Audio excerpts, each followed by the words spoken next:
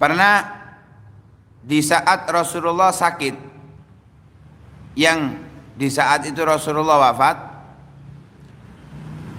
datang Sayyidah Fatimah Zahra radhiyallahu taala anha kepada Nabi membawa kedua putranya, Sayyidina Hasan dan Sayyidina Husain. Beliau mengatakan kepada Rasulullah, "Ya Rasulullah, ini dua putramu, berilah warisan." Ya, berilah warisan.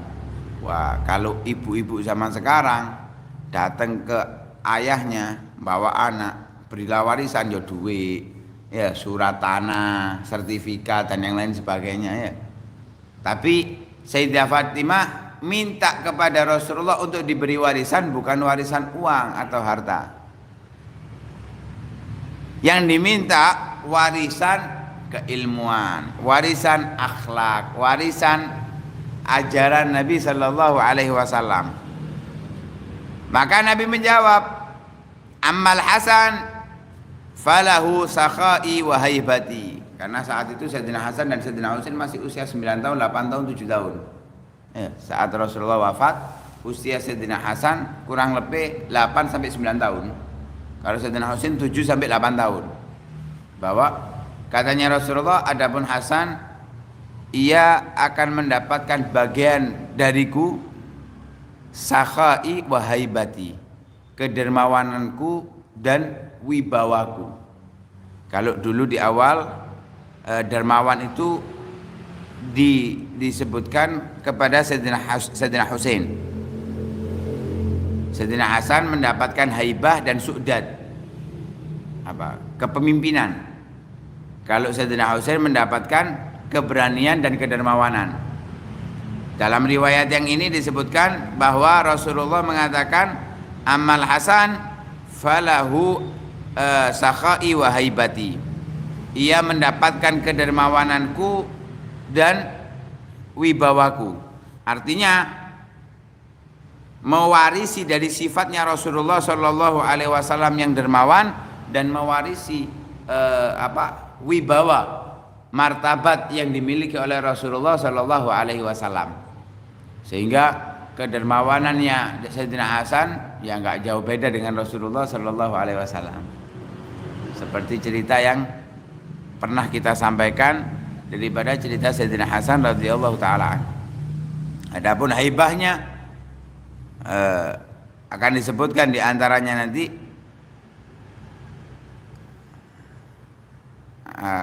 Enggak ada. Adapun haibahnya seperti yang sering kita dengar, beliau disungkani bahkan oleh pembesar-pembesar sahabat Nabi Shallallahu Alaihi Wasallam. Sampai di tingkat pembesar sahabat Nabi mereka sungkan terhadap Sayyidina Hasan radhiyallahu taala anhu. Wa ammal Husain, adapun Husain falahu syaja'ati wa su'dadi. Husain ia mendapatkan keberanianku dan kepemimpinanku.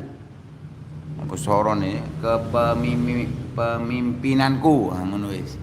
Ya. Fa hasbul Hasan mirathan judun Nabi wa haibatuhu allati kanat taj'alul uyun tughdi fala tuhidun nadhara ilaih.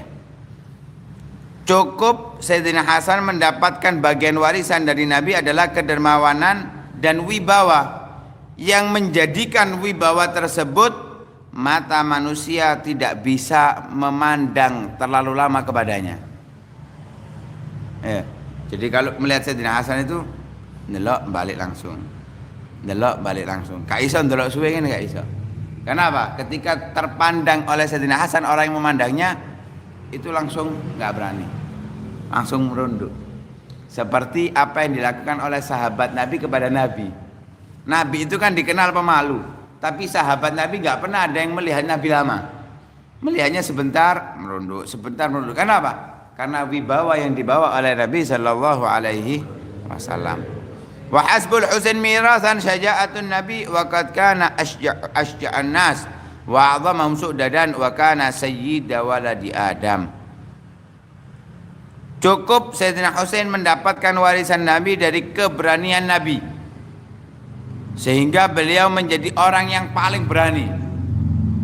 Sayyidina Husain itu tahu bahwa perjalanannya ke Karbala ia akan terbunuh, dia akan dibunuh, tahu, tapi tetap berangkat. Kalau kita dikasih tahu, kamu kalau ke sana mati, berangkat tak? Hah? Ojo takbir tok isoke. Allahu Akbar, kaya wani-wani yo. Ngeletek tapi. Bareng-bareng wanine ijen. Ya, berani enggak melempem karo tukang parkir wedi apa maning karo preman? Ya.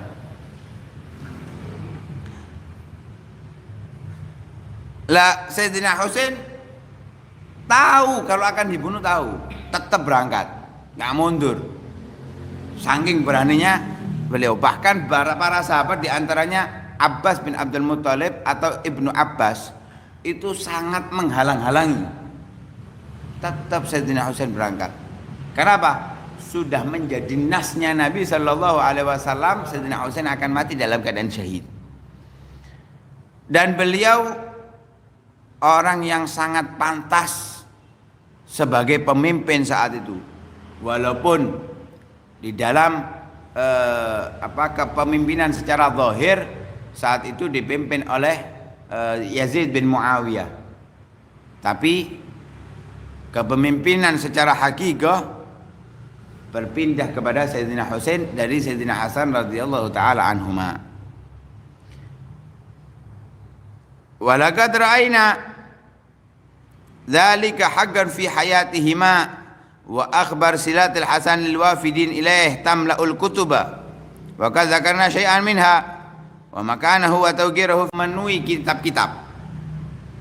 Kita telah menjelaskan sedikit dari apa yang diberikan oleh Sayyidina Hasan atau dari kedermawanan Sayyidina Hasan, dari cerita Sayyidina Hasan dahulu. Bagaimana kedudukannya, penghormatan orang terhadapnya itu lebih terkenal daripada untuk dikenalkan.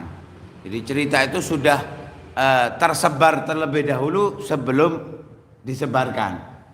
Jadi ibaratnya kalau kita nggak tahu itu ya wis kasep, karena itu sudah hal yang sudah viral terlebih dahulu, dari dahulu sudah dikenal. Ya mungkin kitanya aja yang dulunya menutup telinga sehingga kita nggak tahu apa yang beliau lakukan kepada orang-orang yang datang. Amal Husain faman fata yakif misla mawaqifi wa yakhudul ahwal rabitul jash gawiyun nafsi misluh. Adapun Husain, siapa pemuda yang bisa berdiri seperti apa yang beliau lakukan, seperti yang tadi kita sampaikan, tahu akan dibunuh, tetap berangkat, tidak ada keraguan sama sekali tidak ada rasa takut untuk mundur atau semisalnya, tetap jalan. Waman finnas hayyan wa syahidan hatta tala'atin nufus bihubbihi wal qulub bita'zimihi wal mahafil bitakrimihi mislu Abi Abdullah al-Husain. Dan siapa orang yang bisa memimpin dalam keadaan hidup dan keadaan mati syahid seperti Sayyidina Husain radhiyallahu taala anhu, sehingga hati manusia atau jiwa manusia penuh dengan cinta kepadanya dan penuh penghormatan terhadapnya serta memuliakan kepadanya, sehingga diriwayatkan bahwa saat mereka orang-orang yang ingin membunuh Sayyidina Husain itu merasa takut dan gemetar, ya. Karena mereka yang membunuh Sayyidina Husain itu saat itu bukan dalam keadaan kafir. Dia mengucapkan kalimat syahadah, sholat, tapi beliau membunuh cucunya Nabi yang membawa syariah, sehingga mereka nggak berani, ijen nggak berani bareng-bareng. Ya, bareng-bareng untuk membunuh Sayyidina Husain, itu pun dengan rasa gemetar, rasa ketakutan. Nah, karena itu munculnya hal demikian karena